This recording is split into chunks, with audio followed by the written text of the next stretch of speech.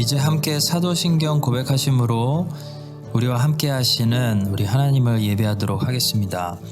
나는 전능하신 아버지 하나님 천지의 창조주를 믿습니다. 나는 그의 유일하신 아들 우리 주 예수 그리스도를 믿습니다. 그는 성령으로 잉태되어 동정녀 마리아에게서 나시고 본디오 빌라도에게 고난을 받아 십자가에 못 박혀 죽으시고 장사된 지 사흘 만에 죽은 자 가운데서 다시 살아나셨으며 하늘에 오르시어 전능하신 아버지 하나님 우편에 앉아 계시다가 거기로부터 살아있는 자와 죽은 자를 심판하러 오십니다. 나는 성령을 믿으며 거룩한 공교회와 성도의 교제와 죄를 용서받는 것과 몸의 부활과 영생을 믿습니다. 아멘.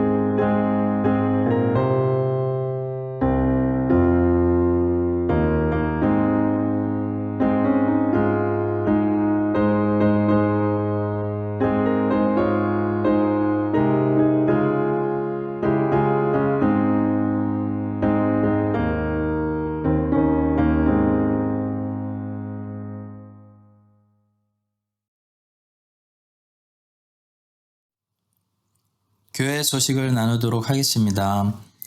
코로나 관련해서 본 교회 예배와 각종 모임 일정은 월요일 정부 발표 소식 이후에 교우 전체 카톡방을 통하여 공지하도록 하겠습니다. 혹시 교회 전체 카톡방에 가입이 안 되신 성도님들께서는 꼭 교역자들이나 사무실로 연락해 주셔서 링크를 받으시기를 부탁드리겠습니다. 장로 피택에 관한 새로운 일정은 추후에 공지하도록 하겠습니다. 후보자 4분 위해서 계속해서 기도해 주시기 바랍니다. 주일 헌금은 계속해서 교회 온라인 헌금으로 드리고 있습니다. 원래 다음 주 주일이죠. 19일 예정이었던 허브 찬양 예배는 레벨 1으로 내려갈 때까지 연기하도록 하겠습니다. 존 칼빈 신학교는 오늘 저녁 7시에 강의 내용을 문서로 교회 전체 카톡방에 올려드리도록 하겠습니다. 각자 개인적으로 강의 노트를 가지고 공부해 주시기 바랍니다. 선교사역원에서 식료품과 생필품을 지원할 수 있습니다. 혹시 도움이 필요하신 분들은 선교사역원으로 연락 주시기 바랍니다. 하나님께서 오늘 우리에게 주시는 말씀은 신약성경 요한계시록 1장 5절부터 6절입니다. 요한계시록 1장 5절부터 6절 우리 각자의 자리에서 함께 한 목소리로 합독하겠습니다. 또 충성된 증인으로 죽은 자들 가운데서 먼저 나시고 땅의 임금들의 머리가 되신 예수 그리스도로 말미암아 은혜와 평강이 너희에게 있기를 원하노라. 우리를 사랑하사 그의 피로 우리 죄에서 우리를 해방하시고 그의 아버지 하나님을 위하여 우리를 나라와 제사장으로 삼으신 그에게 영광과 능력이 세세토록 있기를 원하노라. 아멘.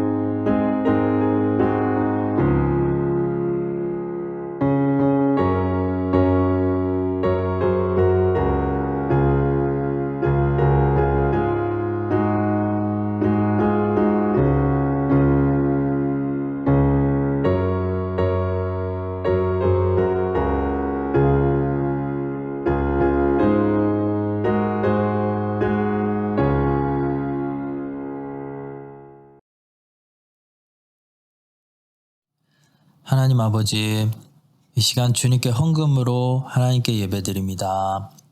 하나님이 무언가 부족하셔서 우리의 헌금을 필요로 하시기 때문에 드리는 것이 아니고 하나님의 은혜가 너무나 감사해서 감사하는 마음, 주님을 즐거워하는 마음으로 예물을 드리오니 우리의 예물을 받으시고 우리의 마음도 받으시고 하나님 홀로 영광 받아 주시옵소서. 드리는 손길들, 각 가정의 사정을 주님이 아시오니 우리의 힘으로 풀 수 없는 꽁꽁 묶여있는 것들 주님이 풀어주시고 우리의 힘으로 도저히 열 수 없는 닫혀있는 문들 주님이 밀어주셔서 우리 앞에 활짝 열리는 은혜가 있게 하여 주시옵소서.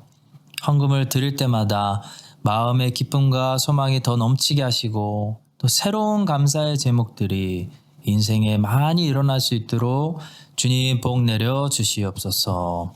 감사드리며 예수님의 이름으로 기도합니다. 아멘.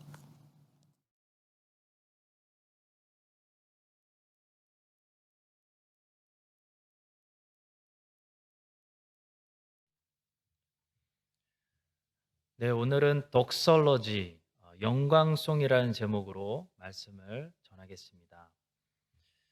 신학교에 갔더니 독설러지라는 것을 가르쳐 주었습니다.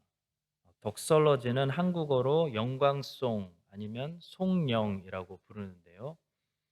독설러지가 뭐냐면 오늘 본문에 나와 있는 것처럼 성경의 저자들이 성령님의 영감을 받아서 수신자를 향해서 성경 말씀 하나하나를 적어 내려가다가 갑자기 수신자를 바라보기를 멈추고 하나님을 바라보면서 그 하나님께 짧은 찬송을 드리고 경배를 드리는 것을 독설러지라고 부릅니다.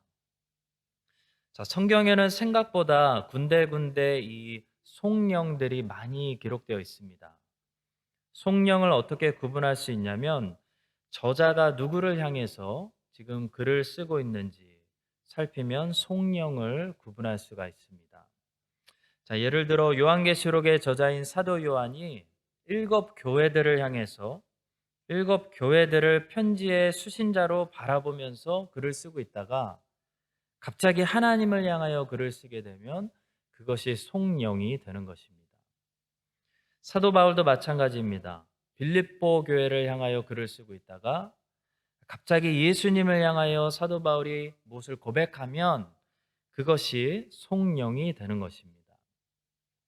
자, 성도 여러분, 송령은 짧은 찬송을 말합니다. 짧은 잠깐 드리는 경배를 말합니다. 마찬가지로 우리가 세상을 향해 복음을 전하다가도 주님을 향해 고개를 돌리는 순간 우리의 입술에서는 마땅히 찬송과 경배가 터져 나와야 하는 줄로 믿습니다. 세상 사람들에게 진리의 말씀을 선포하다가도 우리 주님과 눈이 마주치는 순간 그 짧은 시간에 우리의 입술의 말과 우리가 쓰는 글에서 주님을 높이고 찬송하는 경배가 터져 나와야 한다는 것입니다. 오늘은 복된 주일입니다. 일주일 동안 우리가 구원해야 하고 복음을 전해야 되고 영향을 끼쳐야 되는 이 세상을 바라보면서 얼마나 땀 흘리고 애쓰고 수고했습니까? 그런데 오늘은 복된 주일이기 때문에 세상을 바라보던 우리의 시선이 오늘은 온전히 주님의 얼굴을 바라보면서 우리의 영과 입술에서 사도 요한처럼 찬송과 경배가 흘러 넘치게 하여 주시기를 간절히 바라고 소원합니다. 송령에 대해서 오늘은 간단히 몇 가지만 말씀드리도록 하겠습니다. 먼저 첫 번째로 하나님의 말씀을 기록하다가 갑자기 하나님께 경배드리는 이런 사도들의 모습을 보면서 우리는 바른 신학자들의 모습이 무엇인지를 배우게 된다는 것입니다. 자, 오늘날 여러분과 저의 눈앞에 있는 기독교는 신앙이 신학과 분리되어 있는 그런 모습입니다. 신앙이 신학과 분리되어서 신앙은 교회에서 다루고 신학은 신학교에서 다루는 그런 기독교가 되었습니다. 자, 그런데 성도 여러분, 바른 신앙은 바른 신학 위에 있을 수밖에 없고 바른 신학은 바른 신앙을 가져올 수밖에 없습니다. 신앙과 신학이 분리되어진다는 것은 신학도 죽이고 신앙도 죽이는 그런 잘못된 길로 우리가 가게 되는 것입니다. 신앙이 없는 신학은 지식만 다루는 스콜라주의가 될 수밖에 없습니다. 중세 시대 때 이 로마 카톨릭 교회의 신학은 그래서 스콜라주의였습니다. 스콜라주의는 사실 신학이라기보다는 철학에 더 가까운 그런 것이었습니다. 중세 시대 최고의 신학자라고 불리던 토마스 아퀴나스는 인본주의에 기초를 두고 있는 이 아리스토텔레스의 철학을 기반으로 하는 신학이 아닌 신학, 거의 철학에 가까운 신학을 만들어냈습니다. 저는 처음에 신학교를 가면 신앙인들이 모여 있을 줄 알았습니다. 근데 신학교를 가보니까, 멜번에서 제가 신학교를 가보니까, 목회 소명의 부르심을 받아서 신학교를 찾아온 사람들은 20% 미만이었습니다. 나머지 80%는 공부에 관심이 있어서 그냥 공부하러 온 사람들이 대부분이었습니다.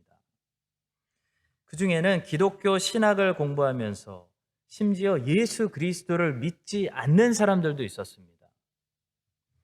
참고로 제가 살았던 기숙사 그 방에는 옆방에는 동성애자도 있었습니다. 그리고 그는 무신론자였습니다. 자, 그런데 그런 사람이 왜 기독교 신학교에 와 있는지 저는 조금 지금도 이해할 수가 없습니다. 제가 처음에 하나님의 강력하신 부르심을 받아서 신학교에 가서 저는 목회의 소명을 받아서 여기 왔습니다. 어떻게 해야 되나요? 라고 말했더니 그 다음부터 교수님들이 저를 특별 관리해 주시는 것을 느낄 수 있을 정도였습니다. 이 사람은 목회할 사람이다. 그래서 신학교에 왔대. 라고 하더라는 겁니다.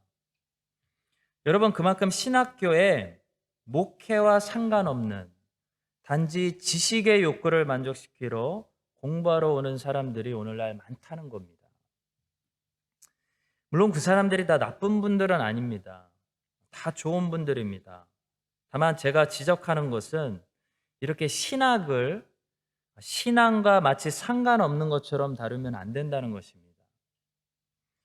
신앙 없이 신학을 이야기하는 것은 이미 잘못된 신학을 배우고 있다는 증거입니다. 성도 여러분, 바른 신학은 반드시 신앙을 이야기합니다. 쉽게 얘기해서 성경을 제대로 읽으면, 성경을 제대로 공부하면 하나님을 믿는 믿음에 대해서 이야기하지 않을 수 없다는 겁니다. 성경은 그 내용상 성경 자체가 지식만 다루는 것을 허용하지 않기 때문입니다. 성경은 지식으로만 접근하는 것이 불가능합니다. 우리는 지식을 얻으려고 성경을 펴는 순간 창세기 1장부터 하나님을 반드시 믿어야 된다라는 권고를 받게 됩니다. 따라서 바른 신학, 곧 성경에 대한 바른 지식은 항상 믿음에 대해서, 신앙에 대해서 이야기합니다. 자, 오늘날 수많은 신학교 안에서 점점 더 예배가 사라지고 기도 모임이 사라지고 심지어 크리스찬들이 사라지고 목회자들을 양성하는 곳이 아니라 지식인들을 양성하고 졸업한 사람들이 양들을 먹이고 양들을 돌보는 목회 쪽으로 빠지는 것이 아니라 교수가 된다든지 상담가가 된다든지 사회 봉사자가 된다는 것은요, 신학교가 정체성을 잃고 있다는 것을 말하는 것입니다. 심지어 기독교 신학교 안에 크리스찬들만 있는 것이 아니라 타 종교인들이 와 있고 호기심을 가지고 와 있고 무신론자들이 많고 동성애자들이 버젓이 와 있다는 것 자체가 이제 이 땅의 신학교들도 끝났다는 것을 말하고 있는 것입니다. 그런데 성도 여러분, 이렇게 신앙을 다루지 않는 신학교만 문제가 아닙니다. 반대로 신학을 다루지 않고 신앙만 강요하는 교회들도 문제입니다. 언제나 진짜를 놓쳐버리게 되면 가짜들이 판치게 되어 있습니다. 가짜들이 그 자리를 메꾸게 되어 있습니다. 진리는 하나인데요, 바른 신학을 놓쳐버리게 되면 가짜 신학들이 들어오게 되어 있습니다. 오늘날 교회들의 모습이 딱 그렇습니다. 예전에는 교회 안에서 교례를 가르치고 신학을 가르쳤습니다. 주일학교에서 선생님들의 아이들에게, 가정에서 부모님들의 자녀들에게 우리가 무엇을 믿고 무엇을 믿지 말아야 하는지 교리문답서를 가지고 성경 교례를 가르쳤다는 겁니다. 자, 그런데 어느 순간부터 이 성경 교리가 세상의 유행에 뒤처지는 고물 취급을 받기 시작했습니다. 그래서 교회들이 과감하게 교리와 신학을 갖다가 버렸습니다. 그리고 세상에서 유행하는 것들, 세상의 것들, 음악, 심리치료, 마케팅 이런 것들을 교회 안으로 가져오기 시작했습니다. 자, 그랬더니 어떻게 됐습니까? 교리가 있어야 되는 자리에 신비주의가 들어왔고 자기 감정을 중요하게 생각하는 오순절주의가 들어왔습니다. 그래서 전부 다 자기 마음대로 성경을 해석하는 자기 경험주의, 자기 감정주의 이런 것들 때문에 오늘날 교회들이 병들었다는 것입니다. 자, 성도 여러분, 바른 신앙은 바른 신학에서만 나올 수가 있습니다. 잘못 알고 있는데 바로 믿는다는 것은 불가능합니다. 바로 믿으려면 먼저 잘 알아야 됩니다. 우리는 잘 믿기 위해서 먼저 무엇을 믿어야 되는지 알아야 됩니다. 자, 예를 들어 성경은 예정론과 인간의 전적 부패함을 가르치고 있는데 내 마음대로 내가 원한다고 인간의 자유일지를 믿고 있으면 안 된다는 것입니다. 그것은 잘못 믿는 것입니다. 성경이 가르치는 것을 믿는 것이 아닙니다. 내가 믿고 싶은 것을 믿고 있는 것입니다. 자, 그래서 교회는 이제 이렇게 전부 자기 경험대로, 자기 감정대로, 자기 멋대로 믿는 그런 신앙을 회개하고 먼저 바른 신학이 무엇인지, 정통 신학이 무엇인지, 그 진리를 찾고 진리를 알고 진리를 배우고 그 진리대로 믿는 것이 중요합니다. 오늘 요한계시록에 나오는 이 사도 요한의 모습은 우리에게 바른 신학자의 자세가 무엇인지, 신앙과 신학이 어떻게 분리되지 않는지 롤모델로 보여주고 있습니다. 그는 하나님이 계시하신 말씀을 기록하고 있다가 잠깐 멈추고 일어나서 하나님을 찬양했습니다. 자, 사도 요한에게 하나님의 말씀이란 단지 지식을 추구하는 그런 연구 대상이 아니었다는 겁니다. 사도 요한의 삶 전체에 적용되는 진리였습니다. 살아계신 하나님의 말씀이었습니다. 자, 그래서 사도 요한은 말씀을 기록하다가 중간에 잠시 일어나서 하나님께 경배했습니다. 사도 바울도 마찬가지입니다. 바울은 에베소 교인들에게 하나님의 구원의 경륜에 관한 그 비밀에 대해서 설명하다가 한참 설교하다가 가슴이 벅차올라서 잠시 에베소 교인들 수신자들을 바라보는 것을 멈추고 하나님을 바라보고 하나님을 찬양하지 않을 수가 없었습니다. 에베소서 3장 20절과 21절입니다. 여기에 송령이 있습니다. 우리 가운데서 역사하시는 능력대로 우리가 구하거나 생각하는 모든 것에 더 넘치도록 능히 하실 이에게 교회 안에서와 그리스도 예수 안에서 영광이 되도록 영원 무궁하기를 원하노라. 아멘이라고 얘기합니다. 또 바울은 디모데에게 편지를 쓰다가 디모데에게 편지를 쓰면서 하나님이 자신에게 주신 은혜를 하나하나 감사드리다가 가슴이 너무 뜨거워져서 디모데에게 말하는 것을 잠시 멈추고 하나님께 찬양과 영광을 돌리는 모습을 보여줍니다. 신학이 신앙과 함께 아름답게 어울려지는 모습을 보여줍니다. 디모데전서 1장 17절입니다. 영원하신 왕 곧 썩지 아니하고 보이지 아니하고 홀로 하나이신 하나님께 존귀와 영광이 영원 무궁하도록 있을지어다. 아멘이라고 기록했습니다. 유다서를 기록한 유다도 영지주의자들을 조심하라는 위급한 편지를 쓴 후에 진리가 무엇인지 거짓 진리를 조심하라는 그 중요한 메시지를 쓴 후에 그 편지를 마무리하면서 아주 멋있는 송령을 그 편지 마지막에 이렇게 기록해 놓았습니다. 능히 너희를 보호하사 거침이 없게 하시고 너희로 그 영광 앞에 흠이 없이 기쁨으로 서게 하시리. 곧 우리 구주 홀로 하나이신 하나님께 우리 주 예수 그리스도로 말미암아 영광과 위엄과 권력과 권세가 영원 전부터 이제와 영원토록 있을지어다. 아멘. 찬송했습니다. 자, 성도 여러분, 사도들은 모두 신앙과 신학을 제대로 가지고 있는 훌륭한 신학자들이었습니다. 그들은 신비주의자들이 아니었습니다. 그들은 한 번도 그들의 경험을 앞세우지 않았습니다. 그들은 항상 하나님의 계시, 하나님이 그들에게 주신 하나님의 말씀만 증거했습니다. 그러나 그들은 헬라인들처럼 지식을 자랑하지 않았습니다. 사실 사도들은 지식과는 먼 사람들이 대부분이었습니다. 그들은 이론을 말하는 사람들이 아니었습니다. 그들의 믿음은 이론이 아니라 실제적인 삶의 파워로 나타났습니다. 마찬가지로 여러분과 저는 오늘날 물과 기름처럼 이 분리되어 버린, 자꾸 더 분리되고 있는 신앙과 신학을 다시 회복할 책임을 가지고 있습니다. 신앙과 신학이 서로 분리되면 신앙은 신비주의가 되고 경험주의가 되고, 신학은 지식을 자랑하는 스콜라주의가 됩니다. 둘 다 이단입니다. 바른 신학은 우리에게 바른 신앙을 줍니다.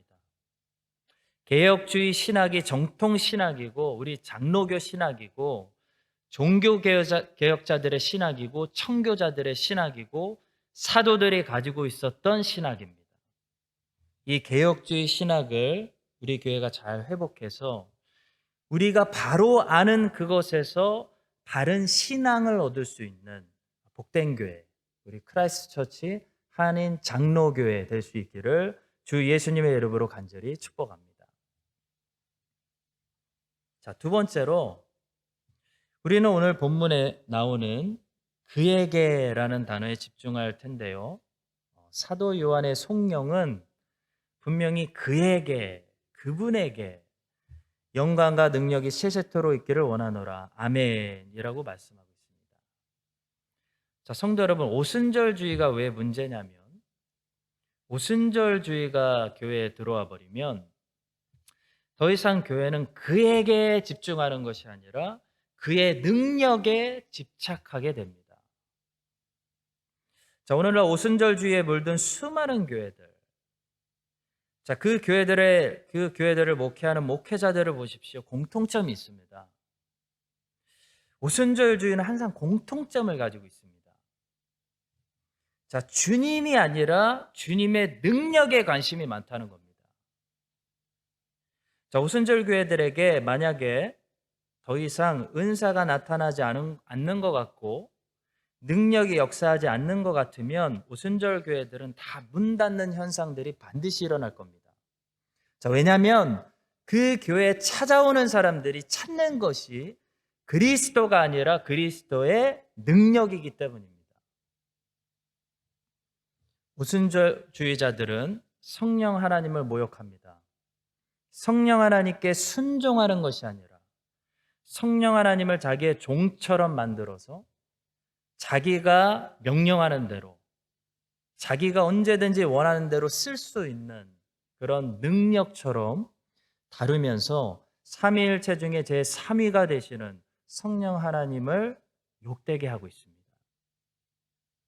성도 여러분, 꼭 기억하십시오. 성경이 성령 하나님에 대해서 어떤 진리를 가르쳐 줍니까?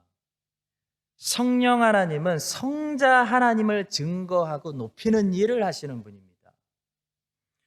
성령 하나님보다 세상의 성자 하나님을 높이는 일에 더 많은 열정을 가지고 있는 존재는 존재하지 않습니다. 따라서 성령 하나님이 제일 하시지 않을 일이 뭐냐면 바로 성자 하나님 외에 다른 사람을 높이는 일입니다. 그런데 오순절주의에 속한 교회들을 보십시오. 어떤 공통점이 있습니까? 예수 그리스도를 높이는 것이 아니라 성자 하나님을 높이는 것이 아니라 사람들을 높입니다. 예언하는 사람, 치료하는 사람, 어떤 신비적인 능력을 가지고 있는 사람, 이런 사람들을 높이고 사람들을 칭송하고 사람들을 따른다는 것이 오순절 교회들에서 드러나는 특징입니다. 자, 그래서 참 신기하게 장로교회 목사님들은 별로 유명하지 않는데요, 오순절 교회 목사님들은 세상에서 굉장히 유명합니다. 자, 오순절 교회들 안에는 예수님이 아니라 항상 은사주의자들이 칭송받는다는 것입니다. 성령 하나님은 절대로 이런 일을 하시지 않습니다.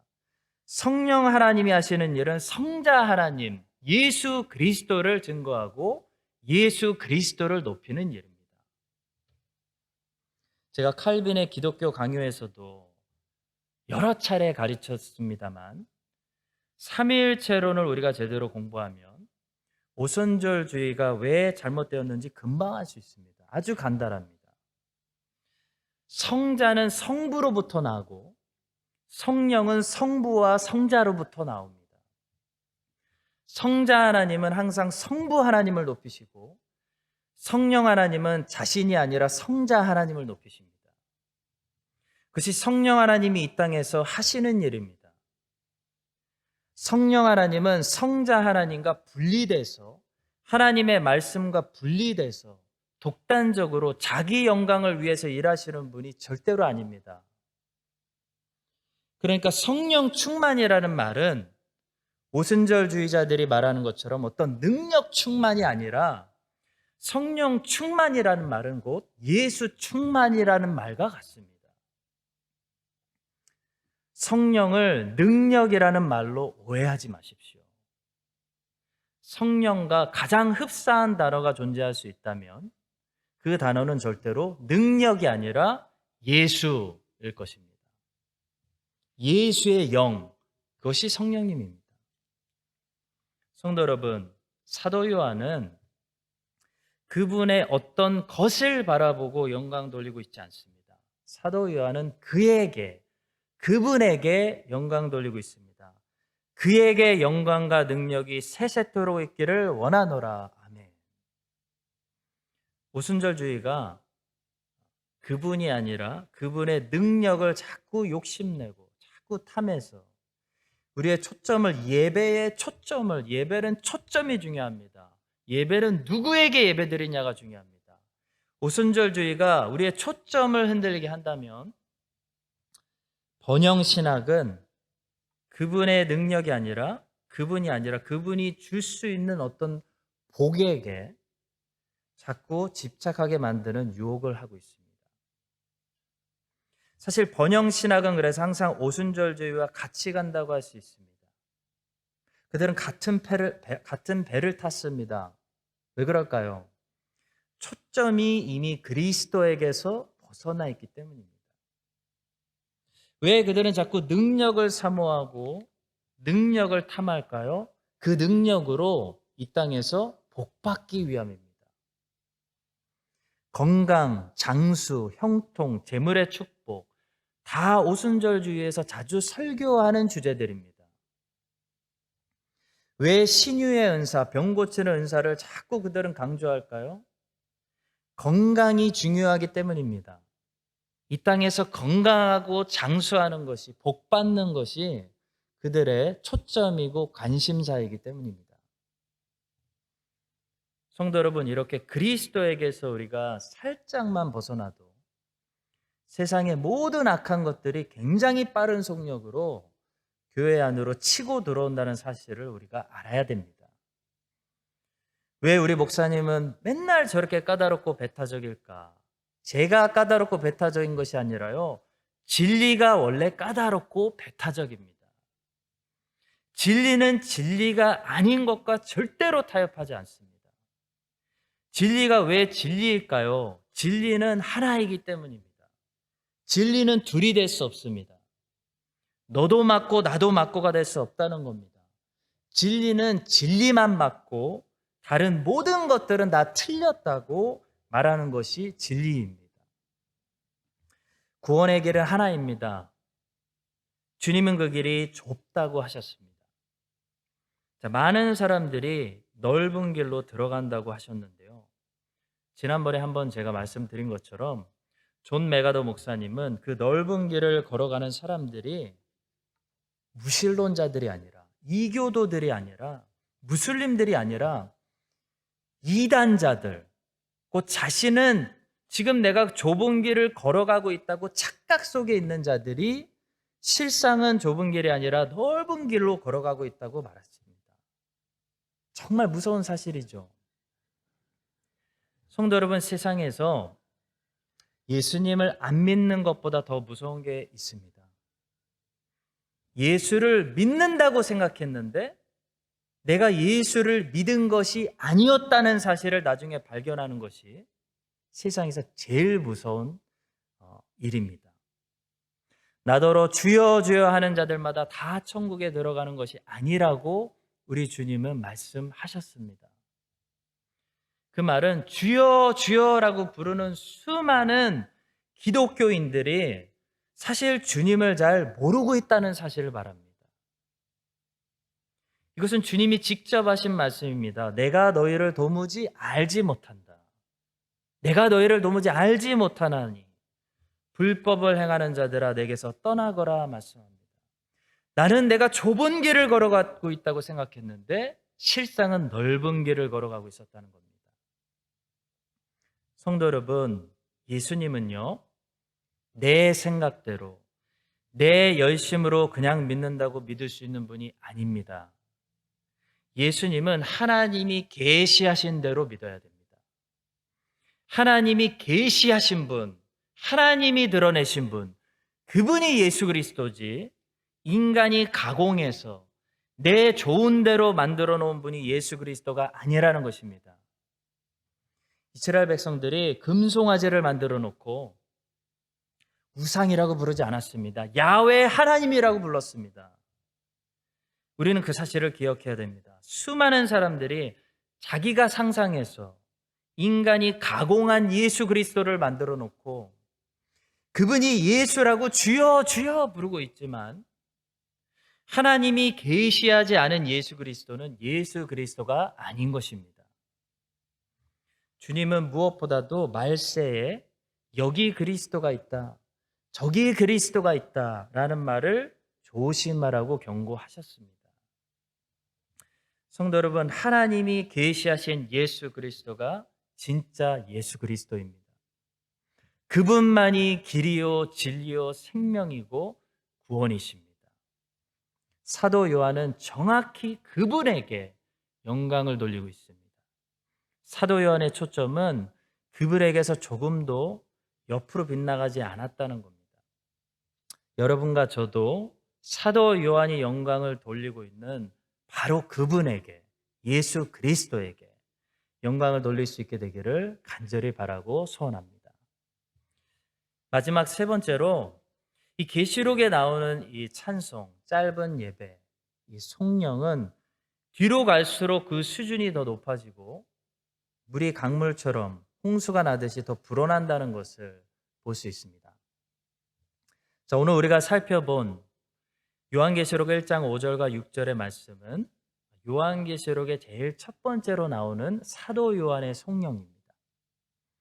자, 이 첫 번째 송령에서는 사도 요한이 예수님께 어떤 영광만 돌리고 있습니까? 6절의 말씀 제가 다시 보겠습니다.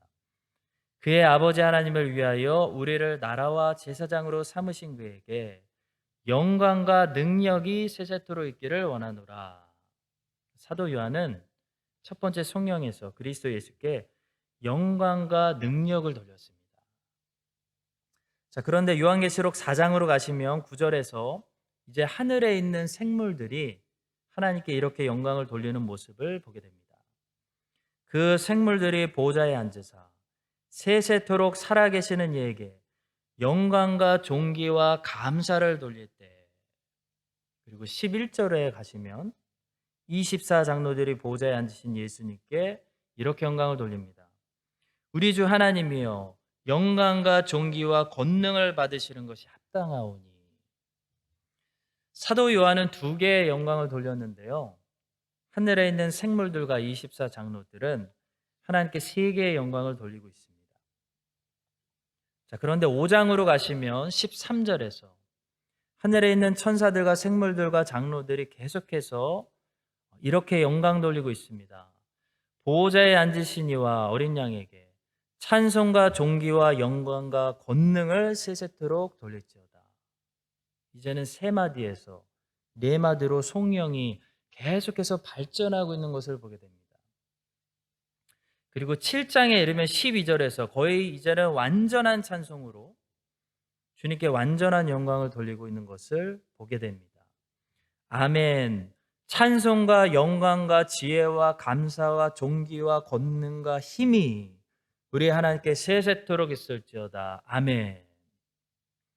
자, 성도 여러분, 요한계시록에 기록된 이 영광송들이 뒤로 갈수록 계속해서 발전하고 있는 것처럼 신앙생활을 우리가 오래 할수록 우리 안에서 감사의 발전과 찬양의 발전과 경배의 발전이 있어야 한다는 것입니다. 이번 주에 저는 창세기 1장을 다시 좀 묵상했는데요. 창세기 1장을 다시 묵상하면서 이전에는 보지 못했던 새로운 단어들이 눈에 들어왔습니다. 한 가지는 복이라는 blessing, 복이라는 단어이고요. 복이라는 단어인데요. 이 복이라는 단어가 다섯째 날부터 등장하는데 창세기 1장에 나타난 복은 번성, 번성하다, 충만하다라는 뜻을 가지고 있다는 것을 알았습니다.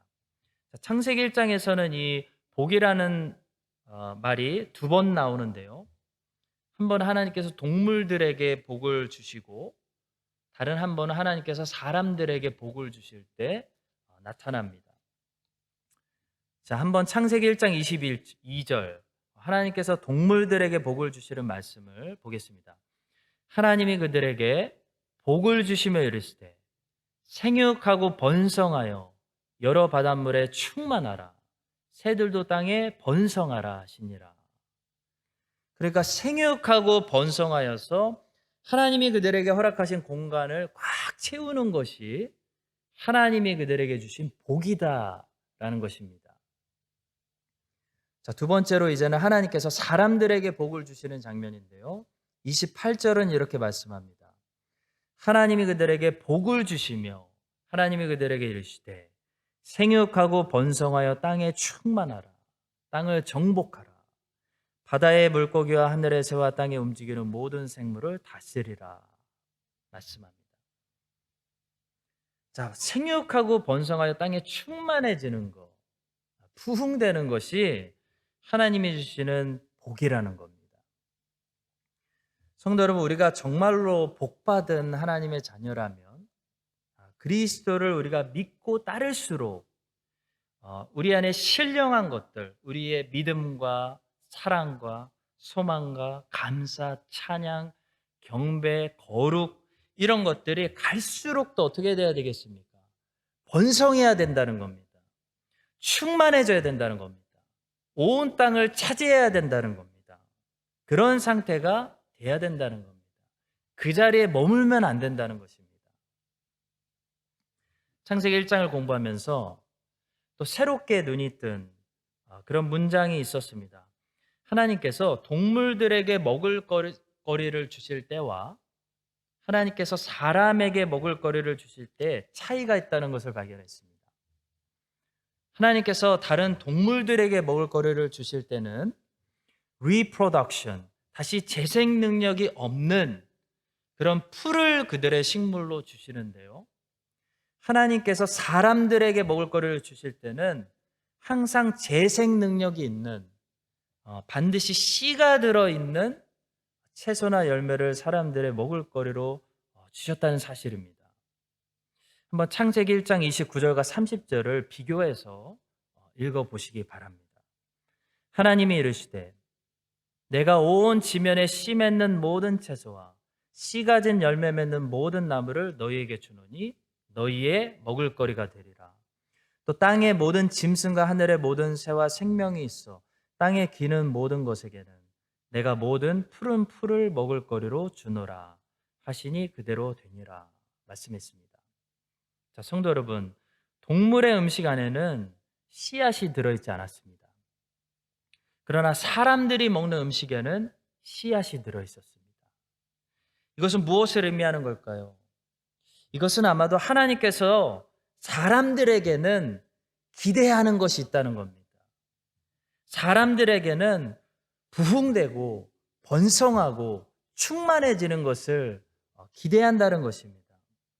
자, 하나님의 말씀도 그렇죠. 하나님의 말씀이 다른 피조물들에게 선포되면 그 말씀하신 것만 가서 그대로 가서 이루어지지만, 하나님의 말씀이 사람을 향해서 선포되고 사람에게 떨어지면요, 그 말씀이 어떻게 됩니까? 30배, 60배, 100배로 번성하게 되고 충만해지고 자라나게 된다는 것입니다.